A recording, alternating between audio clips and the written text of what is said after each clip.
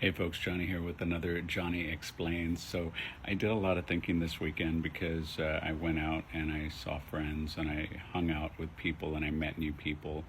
And a lot of times I get asked, like, what do you look for in a relationship? And it's funny because I don't really have an answer to that. And it's really strange. Like, this is the first time in my entire life that I am single and I'm okay about it. Like, when I was younger, I didn't like to be single.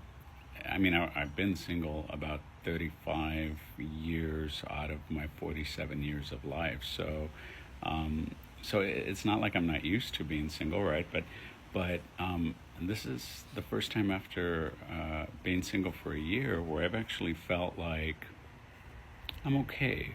Like usually people have this quote error. They feel like they have to date somebody right away. They feel like they have to move on. And with me, like I find myself saying, like, I'm just craving like intellectual conversations. People always ask me this all the time, like, well, like what do you feel like doing?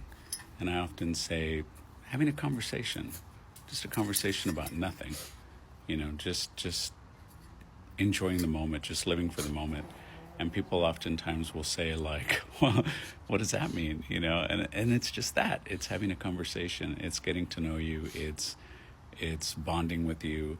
It's really seeing what compatibility is like, because you got to remember, at age 47, I never expected to be single at this stage of my life. So I kind of am numb to dating, if that makes any sense. Like, I I don't have an agenda with people. I'm always like, well, that person didn't call back. That's okay. It's not a big deal. And now it's like, eh. That's all I can tell you. Eh. I don't know what that means, but I think it just happens that when you get older, you kind of just get that way.